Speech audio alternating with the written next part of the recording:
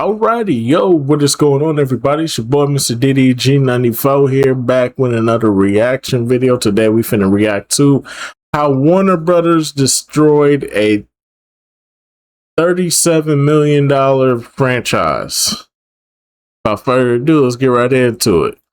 In the early 1990s, 37.7 million people watched a Looney Tunes cartoon every single week. Bugs Bunny was voted the greatest cartoon character ever made, above Mickey Mouse and SpongeBob. Warner Brothers owned the most beloved, most recognized animated franchise in history. Now, it seems like the Looney Tunes are nowhere to be found. So how is it possible to take one of the most popular franchises ever and reduce it to rubble? What could have possibly gone so wrong?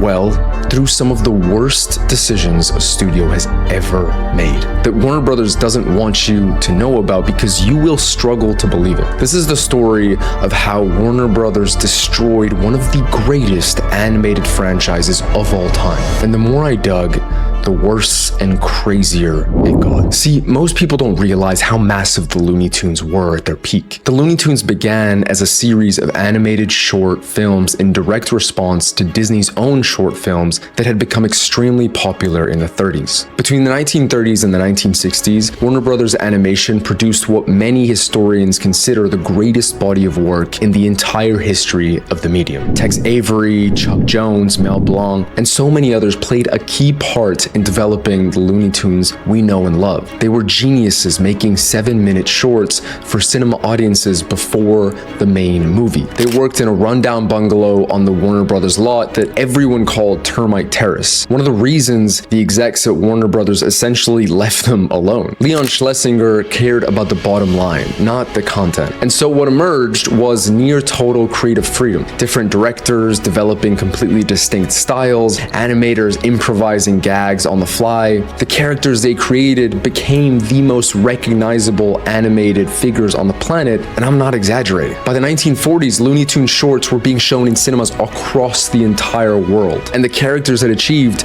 a level of recognition that most Hollywood stars at the time couldn't match. The shorts were often what people were most excited to watch, not the movie that came after. I mean, Bugs even appeared on the nose cone of American World War II bombers. And things only got bigger from there. When television arrived and Saturday morning cartoons became the norm for children, Looney Tunes completely dominated the format for over 3 decades. 37.7 million viewers every single week by the early 90s. That's more people watching a Bugs Bunny cartoon on a Saturday morning than the entire population of Australia every single week. The franchise was worth an estimated $17 billion, and nearly a third of TV Guide's 50 greatest cartoon characters of all time were Warner Brothers characters. Bugs Bunny alone has more movie appearances than any other cartoon character in history and has his own star on the Hollywood Walk of Fame. But there's a key reason for that, which purely boiled down to how creative and unique they were. These shorts were chaotic, subversive, and genuinely adult in their humor, full of political satire, pop culture references, and a kind of gleeful, unhinged chaos that we haven't gotten since in animation. Chuck Jones made an entire short in which Daffy Duck is tormented by his own animator. I mean, the fourth wall breaks were ingenious. Bugs even famously challenged masculinity and gender, often appearing in drag at least 45 separate times in an era where that wasn't really socially acceptable. These were brilliant and radical ideas at the time, animated as cartoons, plus an audience that genuinely loved these characters with a ferocity that most IP owners would kill for. Yet Warner Brothers managed it as heinously as humanly possible. And the worst part was that the damage started while the Looney Tunes was still at its peak. What makes it so frustrating is that the collapse started earlier than most people think. Back in the 40s, 50s, and 60s, Warner Brothers had a golden generation in studio. They made around 1,000 theatrical shorts. Yet in 1963, when TV was soaring in popularity and cinema attendance was plummeting, Warner Brothers just shut them down. They were losing money on most of their shorts, and instead of finding a solution, they said, fuck it. Chuck Jones, one of the most important directors in the studio's history, history, the man behind some of the greatest shorts ever produced was fired for working on another project outside of his contract. They replaced the in-house studio with cheap outsourced production, operating on razor-thin television budgets, and the quality collapsed immediately, obviously. The chaotic-ass energy and brilliantly unique humor that had defined the shorts for 3 decades disappeared. Instead of trying to find a workaround, Warner Brothers seemed to have just accepted that this studio just didn't have a future. Clearly, execs thought that they were expendable when it became inconvenient. But funnily enough, closing the studio didn't hurt the franchise at all, because Warner Brothers had already been licensing those classic theatrical shorts to television since 1955, and they were a massive hit. Kids who had never seen them in cinemas were watching Bugs Bunny every afternoon after school. So when the studio closed in 1963, it didn't really matter, because they already had plenty of content to run on TV. Warner Brothers just kept repackaging the same pool of pre-1963 shorts, reusing them like a band whose music keeps getting played on the radio, even though the band broke up decades ago. They didn't make any new animation for nearly 30 years. Yes, obviously the work their animation studio had done was so good and timeless that it just kept generating audiences and revenue long after the people who made it were gone. But after so much animated success, to just abandon it like that proves they were lacking brain cells. Warner Brothers clearly saw the Looney Tunes as a library to be exploited rather than a creative endeavor to be invested in. What came next made it so much worse though. By the mid-1980s, Warner Brothers did what any self-respecting company would do: squeeze as much money from these characters as humanly possible. The characters were increasingly being used in ads. Nike, McDonald's, KFC. The commercials became so relentless and ubiquitous that by the early 90s, the characters' identity had started to become divorced from their actual shorts and tied instead to whatever brand was writing the biggest check that week. This was the period when the Warner Brothers studio stores opened across America. Over 100 locations at their peak, and on paper, it looked like success. The franchise was generating serious money, but what was really happening was a slow shift in how Warner Brothers thought about these characters, which would come back to bite them in a horrible way. There's actually a really revealing moment that captures exactly how Warner Brothers was losing its way, and it comes from one of the most successful uses of the Looney Tunes in history: Who Framed Roger Rabbit in 1988. One of the most unique and beloved movies of the time. Warner Brothers allowed their characters into that movie for only $5,000 a character. Yeah, you heard that right. That's less than what some influencers charge for one Instagram post. There was just one non-negotiable condition though. Bugs and Daffy had to have the exact same screen time as Mickey Mouse and Donald Duck. They didn't care whether their characters were used well, just whether they were on screen as long as Disney's, which is just petty and tells you how little vision and ambition Warner Brothers had for their characters. This wasn't the only example of Warner Brothers' lack of ambition for the Looney Tunes, but we'll get to the next one soon, and it was an even bigger movie. Despite the issues, though, the Looney Tunes continued to do incredibly well into the early 90s. The Saturday morning ABC slot had held the #1 rating for 32 consecutive years. That's an insane run. That single hour of Bugs Bunny was generating an estimated $8 to $10 million annually for Warner Brothers, which would be like $25 million today. The studio stores were booming, with their flagship New York store drawing 20,000 people every day, more than 7 million people a year. On paper, the franchise had never looked healthier, which is exactly what made it so easy for Warner Brothers to convince themselves that whatever they were doing was working. Then Space Jam happened in 1996, one of the weirdest crossovers, yet one of the most popular movies of the time, which only happened because 2 Michael Jordan and Bugs Bunny ads did so well for Nike that they decided a movie needed to happen. But what Space Jam represented for Looney Tunes as a franchise was catastrophic, because Space Jam existed simply to sell more Michael Jordan merch. And Warner Brothers said yes because the collab was music to the ears of their execs, and it worked to the tune of $230 million at the box office. office. So obviously Warner Brothers learned exactly the right lesson. Let's keep using Looney Tunes as ad fodder. A critic from the New York Times made it clear. This was a fond tribute to the Looney Tunes past. Its present had become a way to sell stuff for other companies. But nobody would have envisioned what happened in the years after Space Jam. The first blow came from the FCC. In the 1990s, the Children's Television Act and later FCC rules pushed broadcast networks toward more educational. Yeah, so then Warner had to come up with their own network, which would ultimately end up being Cartoon Network. And it got to a point where it was like, yeah, you can't play Looney Tunes on here anymore. Looney Tunes is not an appropriate Saturday morning cartoon. We need more educational cartoon. Like, bro, we kids, bro. We can't take a break from fucking learning, bro. We don't need to learn every day, bro. Let us get that one day where we can just sit back and relax. Just like when y'all work a 9 to 5 Monday through Friday, and you wait for the weekend to turn your brain off, turn everything off, and just sit back, relax, and chill. Why we couldn't have that? Y'all can have that, but we couldn't have that as kids. That's crazy, bro. Nah, y'all gotta be educated every day. Fuck out of here, bro. Sometimes I want to turn my brain off and just watch cartoons and eat cereal all day. Fuck you. They never ask what we want. They just think they know what we know what's best for you. No, you don't. If you did, you wouldn't have did this. A stupid ass act. Programming. And over time, that helped squeeze that old Saturday morning cartoon block almost out of existence. Looney Tunes had dominated that slot for decades, so the shift quietly took away one of the last places the franchise had been truly unavoidable. Now, to be fair, Warner Brothers had no control over this, and every other animation studio was dealing with it simultaneously, but the difference is that Warner Brothers relied on this slot. It was its main content pipeline. Disney had theatrical releases, they had theme parks, multiple distribution pipelines that weren't dependent on that Saturday morning TV slot. But the FCC was just part of the problem. In '96, we got Warner Brothers and Turner merging, where Cartoon Network became part of Warner Brothers, which should have been a great thing. And at first it was, briefly, with Cartoon Network running comprehensive Looney Tunes programming blocks and making the classics more accessible than they had been in years. But the internal structure of the deal was a disaster waiting to happen. Warner Brothers actually made Cartoon Network pay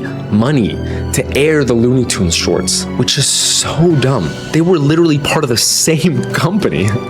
But anyway, at the same time as this was happening, a different merger just continued the Looney Tunes beatdown. AOL merged with Time Warner at the height of the dot-com bubble, and everything got even worse. It saddled the company with enormous debt, created years of internal chaos, and forced them to sell anything they could, including all the Warner Brothers studio stores, which had been a major part of keeping these characters relevant. All of their domestic stores were gone in under 12 months. Looney Tunes became an afterthought for a company that needed to prioritize saving itself. Their Temu, Space Jam, Back in Action ended up bombing around the same time frame, and within a year, Cartoon Network dropped the classic Looney Tunes shorts from its schedule almost entirely. Partly because of its failure, partly because of a Cartoon Network rebranding, nobody at Warner Brothers seemed to step in and protect the characters from the damage. Since Looney Tunes was exclusively on Cartoon Network at the time, that was a massive blow. A single box office flop was enough to get their most iconic franchise banished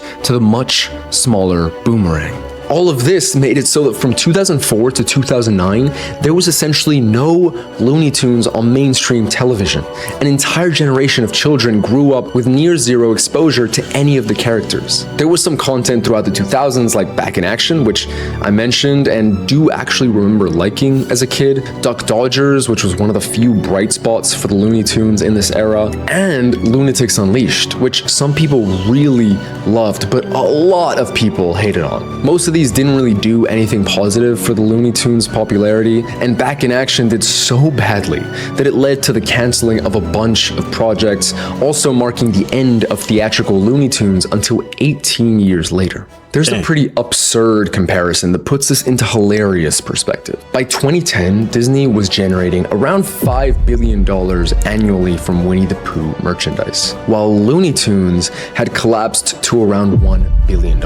Winnie the Pooh, as great as he is, should never have been out-earning the Looney Tunes by 5 times. And if you think that's embarrassing, wait until you see what Warner Brothers tried to do to fix it. Chuck Jones once said that Jack Warner spent 30 years thinking the cartoons were filler, cheap product to pad out cinema programs before the real movies started. What the 2000s proved pretty definitively is that attitude never actually left Warner Brothers' DNA, which is why in 2010, Warner Brothers finally realized how ridiculously far they had dropped the ball. The New York Times came out with an article detailing Warner Brothers' 5-alarm rescue effort for the franchise, which started with actually making their characters look and behave like the versions that had made them famous in the first place. Didn't take them long at all to figure that out. They even hung art from Lunatics Unleashed to remind them what not to do. They finally tried in this era, albeit inconsistently and disappointingly. The Looney Tunes show in 2011 did pretty well. It was a sitcom-style reboot placing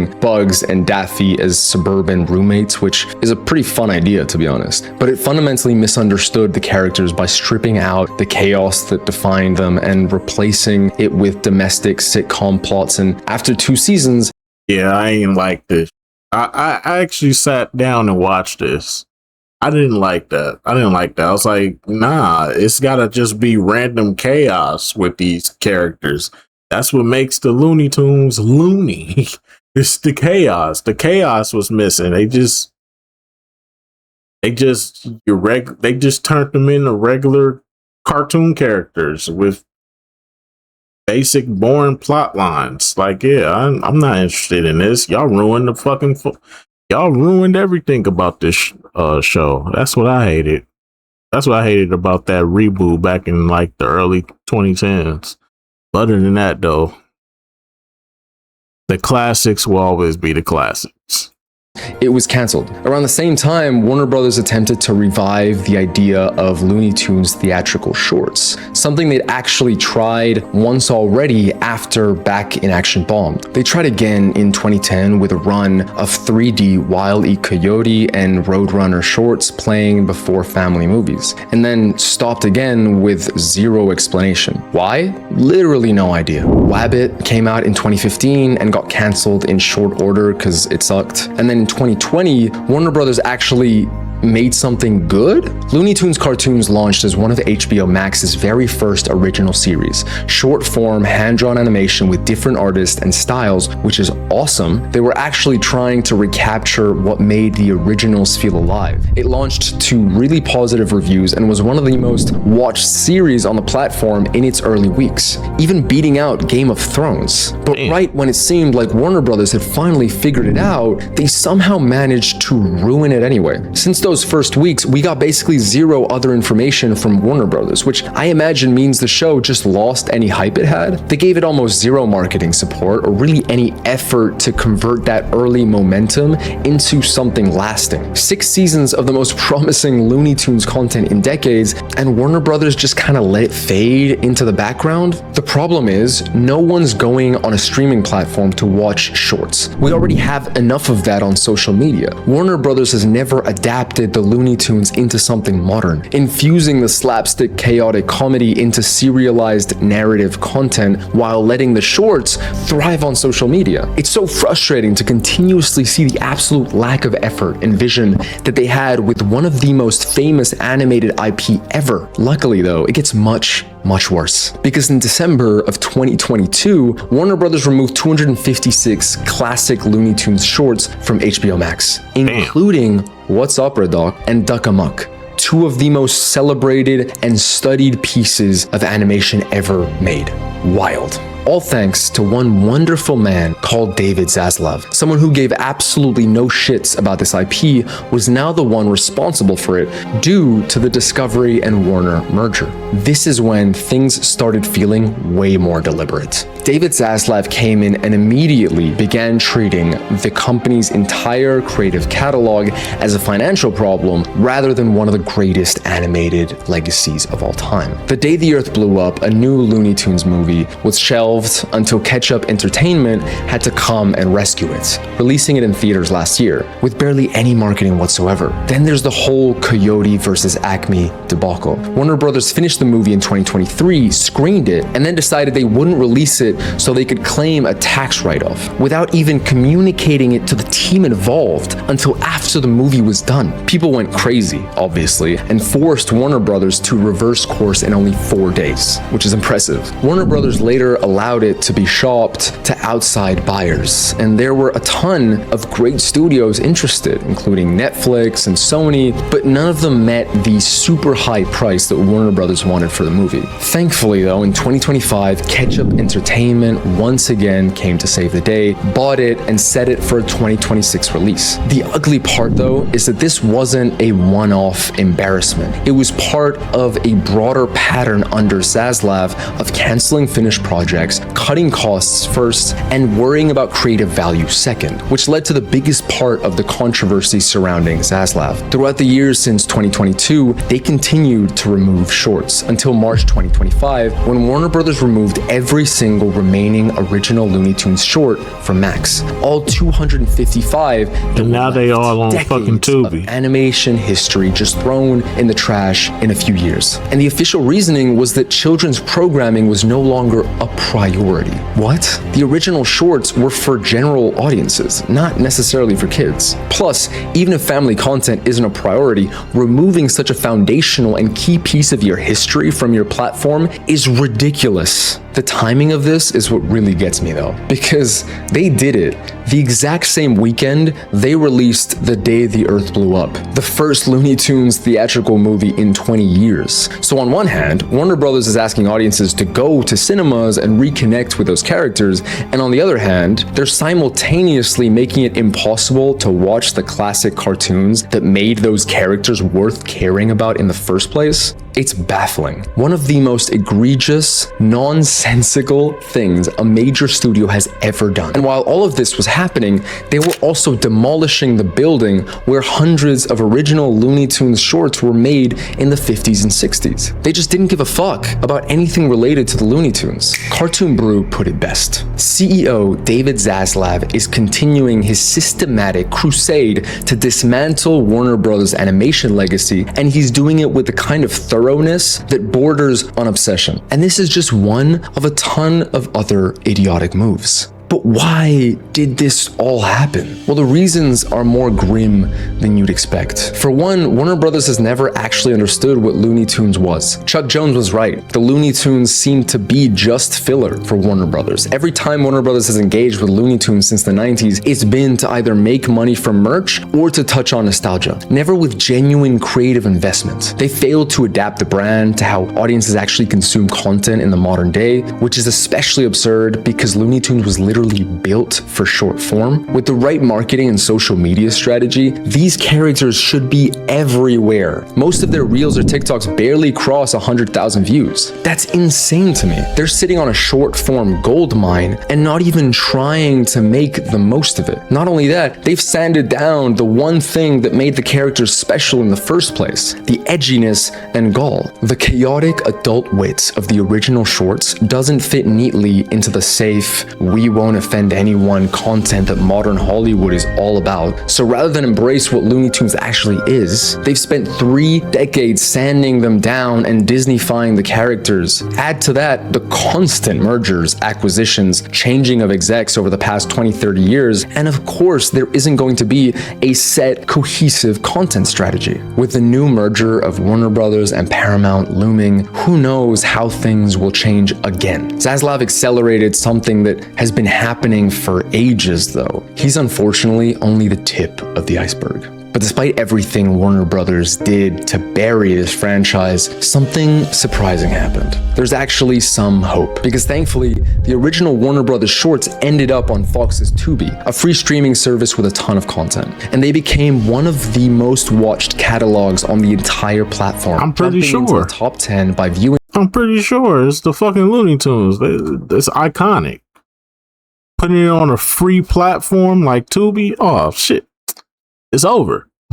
Time almost immediately. They're also in active talks to keep the content for years. Warner Brothers abandoned Looney Tunes, but people still love watching them. According to Parrot Analytics, the franchise has generated more than $300 million in global subscriber revenue from the first quarter of 2020 to the second quarter of 2025, with $250 million of this coming from HBO Max, which makes it even more dumbfounding as to why they would remove any Looney Tunes content. In early 2026, TCM signed a 6-year deal to return the classic shorts to TV with proper context and presentation. And Warner Brothers themselves seem to be slowly and somewhat reluctantly waking up. Co-CEO Pam Abdi has said they're committed to bringing Looney Tunes back to the big screen and announced a new short called Daffy Season, which premiered at Annecy a couple weeks ago. A Speedy Gonzalez film is in production, and reports indicate significant plans for the franchise rolling out from 2028, including a secret theatrical project already in development. Obviously, words and announcements aren't movies, and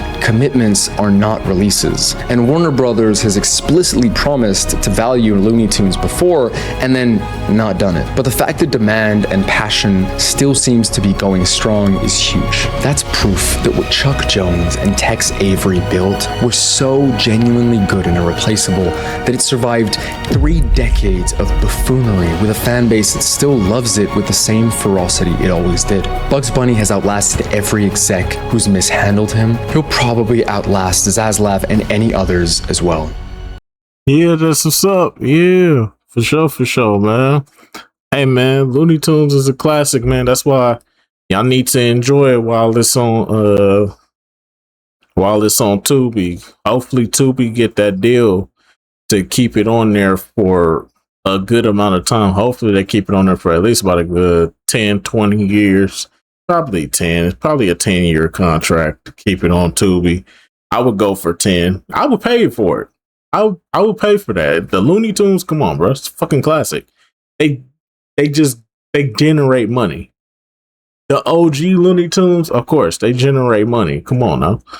It's a no-brainer. But anyways, though, that's just gonna about do it for this one, man. It sucks that I don't know what's going on with Warner Brothers. They've been doing some weird shit for the past couple of years now. Ever since Space Jam 2 was a flop, it seems like I feel like with Space Jam 2 being a flop, I think Warner Brothers they've been scrambling. They've been scrambling and scraping to come up with something, bro.